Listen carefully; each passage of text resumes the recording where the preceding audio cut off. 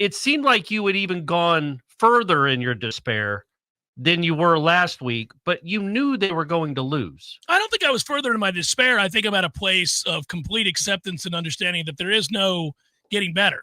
They're not going to get any better. Right? Yeah, this season. Yeah, but it seemed like you started to make more claims about just the program as a whole in the future. Yeah, I think he's in a real bad spot. But was it based on the Miami game? No. Because that's what was confusing to me. So had you listened to the wildly popular Jeff Cameron show... That's a fair point. Yeah, how would I know what you've been saying?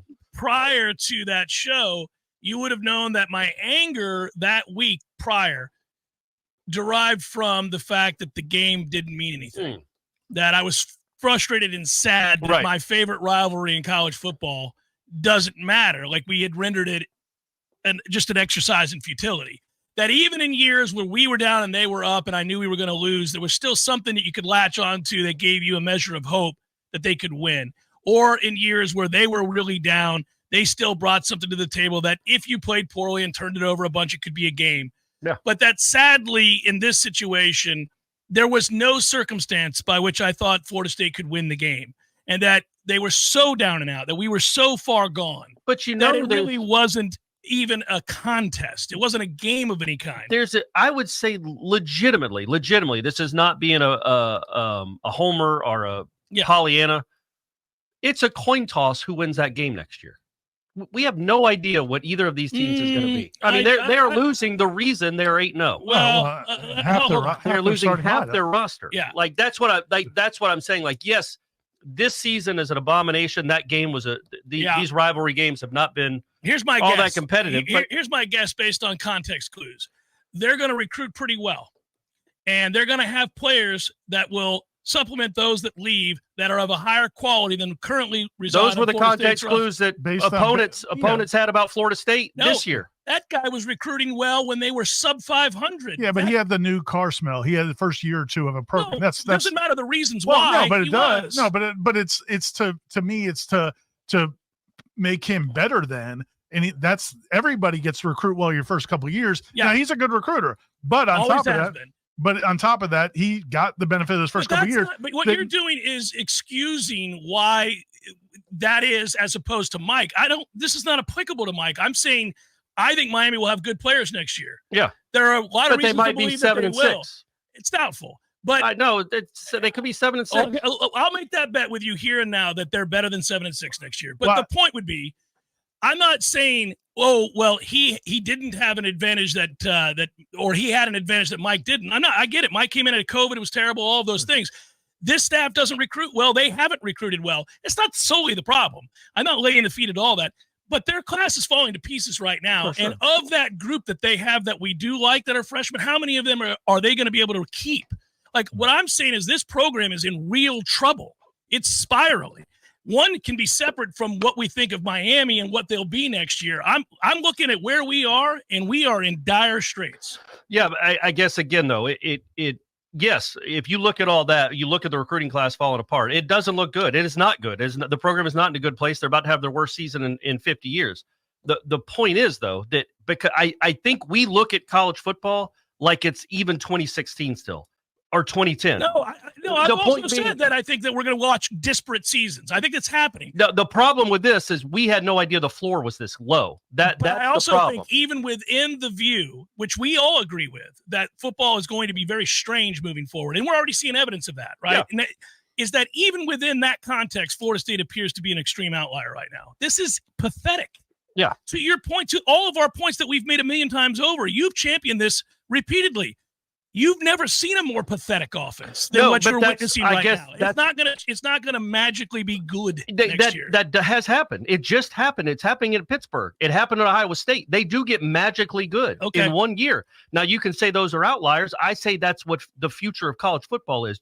Miami had a mediocre offense last year. They're the best offense in the country. Yeah. Like you can make those switches. It's not like a slow, gradual build to go from bad to good or from mediocre to awesome. Not anymore. Now to go from the worst offense in the country to top 10, that's probably asking too much. But they can become a good offense almost literally overnight. Literally overnight. You can do it. It's not impossible anymore. And I think it's foolhardy of all of us to think that because they are awful one year, next year is just going to be the same thing, like are just slightly better. Just because in 2025, college football is different. You can flip. You just went from 13-0 to dreadful. Mm-hmm. So it can work both ways. Now he doesn't get the benefit of the doubt that it's always going to keep happening, but he turned an awful program into a playoff team. Now he's turned a playoff team into a disaster. But it happens so fast now. It's just expedited much more quicker. You don't have to wait for recruiting cycles to cycle in. I agree and disagree. I think there's a little bit of an oversimplification there. And we can go step by step with the Pitt thing or any other offense you want to look at that went from bad to good, or a program that won 4 games and then won 9 games or something like that. I think what you're seeing is such an extreme here that the ramifications are devastating. He's already lost this class. This recruiting class is gone. They're going to continue to lose people. I don't know how many of these good players that we like, that Ira and I have brought up and you've brought up, that we've all brought up, the young players, they're going to be able to keep. I don't know if you'll keep either one of the 2 quarterbacks.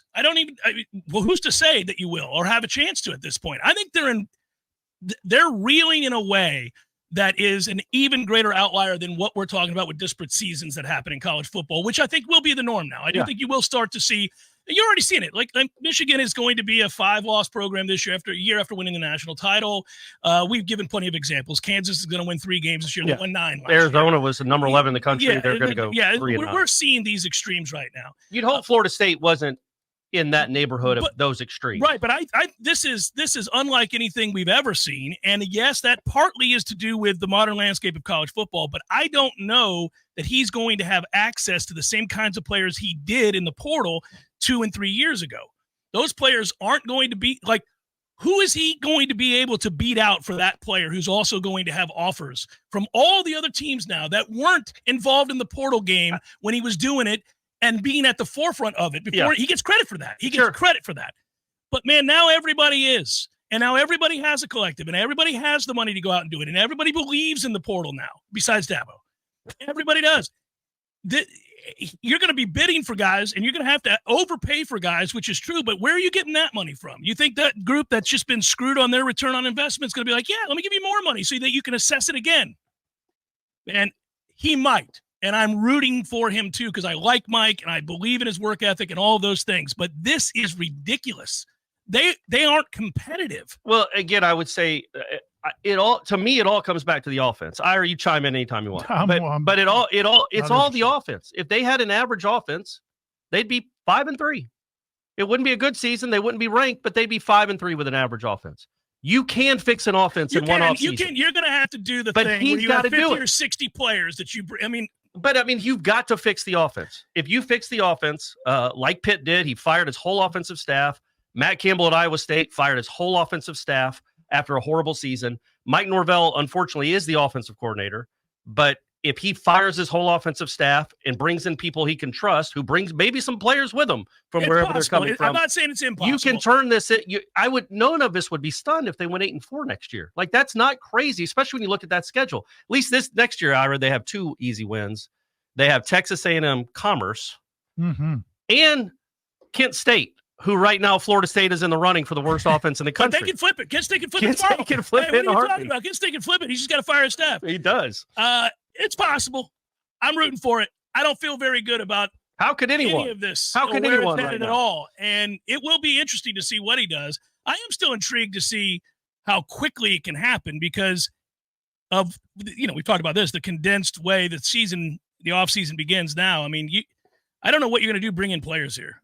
This is going to be a really I think at the end of the day, man, it's still Florida State. Like, Pitt gets players. SMU gets players. Tulsa gets players. Like, all the Iowa State got players. Florida State will get players. They might not get the players that Alabama wants, but they can get players that can win in the ACC. I truly believe that.